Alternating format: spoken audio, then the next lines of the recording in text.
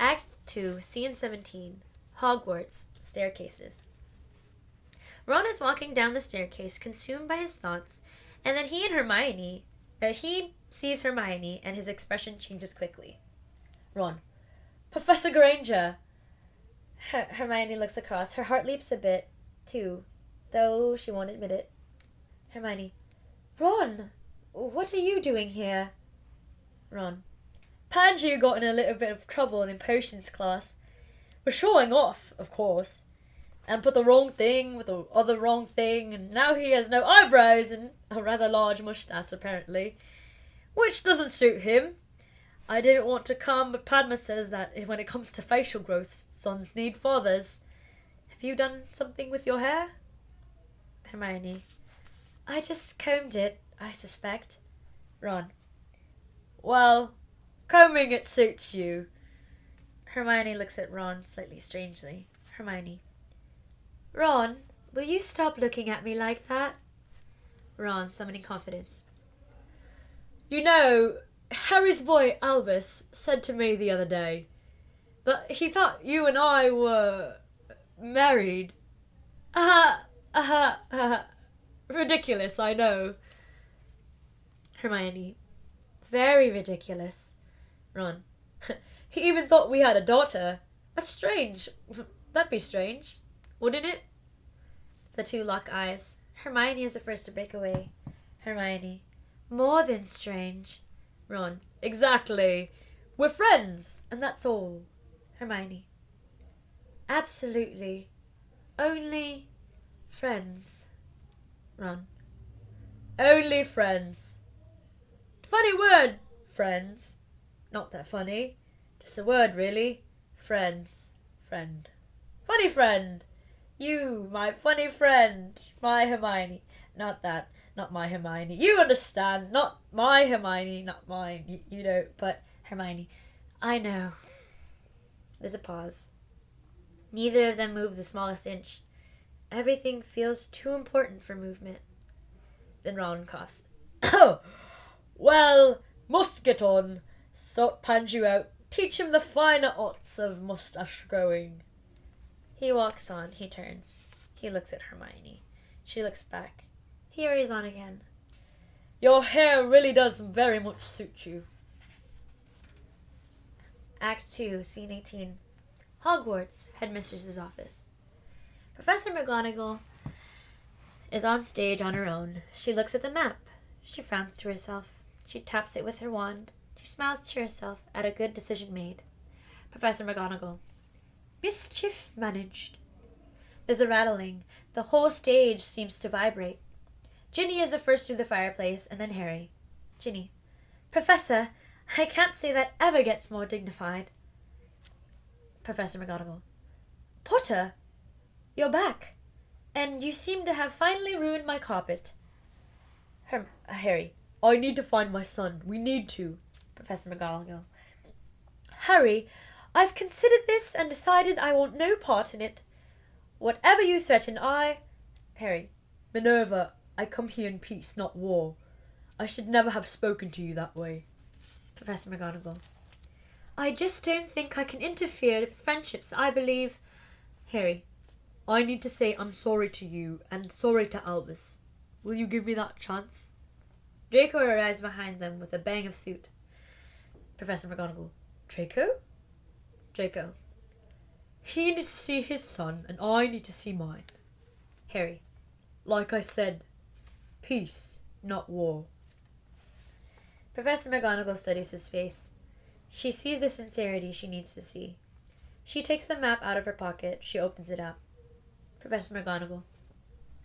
Well, peace is certainly something I can be part of. She taps it with her wand. Sighs. I solemnly swear that I am up to no good. The map is lit into action. Well, they are together. Draco. In the girls' bathroom on the first floor. What on earth would be there? Act 2, Scene 19. Hogwarts, girls' bathroom. Scorpius and Albus enter a bathroom. In the center of it is a large Victorian sink. Scorpius. So, let me get this right. The plan is engorgement. Albus. Yes, Scorpius.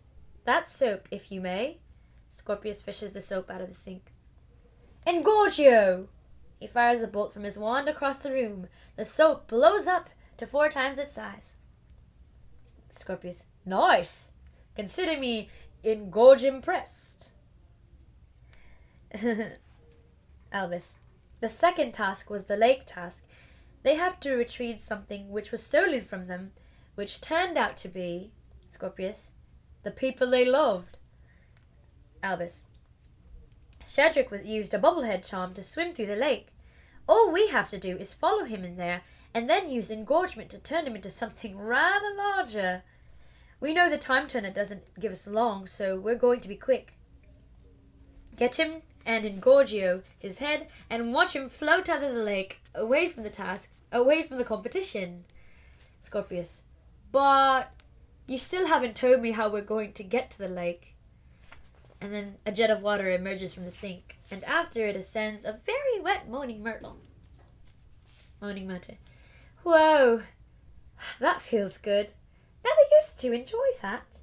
But when you get to my age, you take what you can. Scorpius. Scorpius. Of course. You're a genius. Moaning Myrtle. Moaning Myrtle swoops down to Scorpius. Moaning Myrtle. What did you call me? Did I moan? Am I moaning now? Am I? Scorpius. No, I didn't mean. Moaning Myrtle. What's my name? Scorpius. Myrtle. Moaning Myrtle. Exactly. Myrtle. Myrtle Elizabeth Warren. A pretty name. My name. No need for moaning. Scorpius. Well... Moaning Myrtle. She giggles. It's been a while, boys. In my bathroom. In my girl's bathroom. Well, that's not right. But then again, I always did have a soft spot for Potters. And I was moderately partial to a Malfoy, too. Now how can I help you, pair? Albus. You were there, Myrtle, in the lake. They wrote about you. There must be a way out of these pipes. Moaning Myrtle. I've been everywhere. But where specifically were you thinking? Albus. The second task, the lake task. In the Triwizard Tournament, 25 years ago, Harry and Cedric. Moaning Myrtle. Oh, such a shame the pretty one had to die. Not that your father was not pretty, but Cedric Diggory. You'd be amazed at how many girls I had to hear doing love incantations in this very bathroom. And the weeping after he was taken. Albus. Help us, Myrtle. Will help us get into that same lake. Moaning Myrtle. You think I can help you travel in time? Albus. We need you to keep a secret. Moaning Myrtle. I love secrets. I won't tell a soul. Cross my heart and hope to die. Or the equivalent. For ghosts, you know. Albus nods at Scorpius, who reveals the time turner. Albus. We can travel in time. You're going to help us travel through the pipes.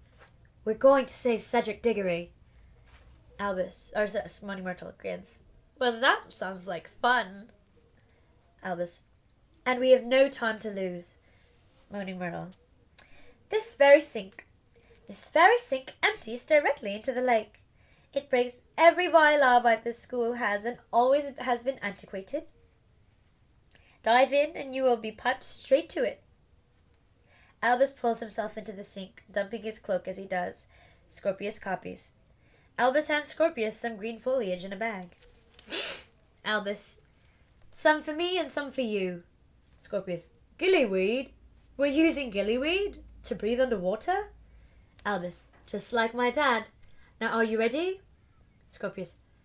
Remember, this time we can't be caught out by the clock. Albus. 5 minutes, that's all we allow for, before we get pulled back to the present. Scorpius. Tell me this is all going to be okay. Albus, grinning. It's all going to be entirely okay. Are you ready? Albus takes the gillyweed and disappears down. Scorpius. No! Albus! Albus!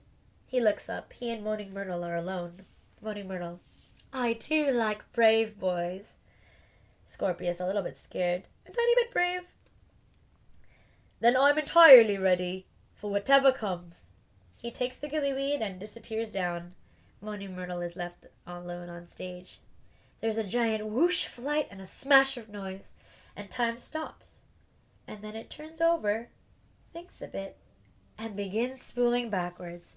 The boys are gone. Harry appears at a run, a deep frown on his face. Behind him, Draco, Ginny, and Professor McGonagall. Harry. Albus! Albus! Ginny. He's gone. They find the boys' cloaks on the ground. Professor McGonagall consulting the map. He's disappeared. No, he's travelling under the Hogwarts grounds. No, he's disappeared. Draco. How is he doing this? Moaning Myrtle. He's using a rather pretty trinket thingy. Harry. Myrtle! Moaning Myrtle. Oops! You caught me. And I was trying so hard to hide. Hello, Harry. Hello, Draco. Have you been bad boys again? Harry. What's this trinket he's using? Moaning Myrtle. I think it was a secret. But I could never keep anything from you, Harry. How is it you've grown handsomer and handsomer as you've aged? And you're taller. Harry. My son is in danger. I need your help. What are they doing, Myrtle? Moaning Myrtle. He's after saving a ditchy boy, a certain Cedric Diggory. Harry immediately realizes what's happened and is horrified. Professor McGonagall. But Cedric Diggory died years ago. Moaning Myrtle. He seemed quite confident that he could get around that fact. He's very confident, Harry, just like you. Harry. He heard me talking to Amos Diggory. Could he have the Ministry's time turner? No, that's impossible. Professor McGonagall. The Ministry has a time turner? I thought that was destroyed. Moaning Myrtle. Isn't everyone so naughty? Draco. Can someone please explain what's going on? Harry. Albus and Scorpius aren't disappearing. They're travelling through time. Alright guys, so we're going to end there. What's going to happen next? Oh my god. What are the changes? What are they going to do? Go ahead and leave your comments below if you don't know already. No spoilers for those who know what's going to happen. But yeah, let's see what happens and we'll see you in the next episode. Bye!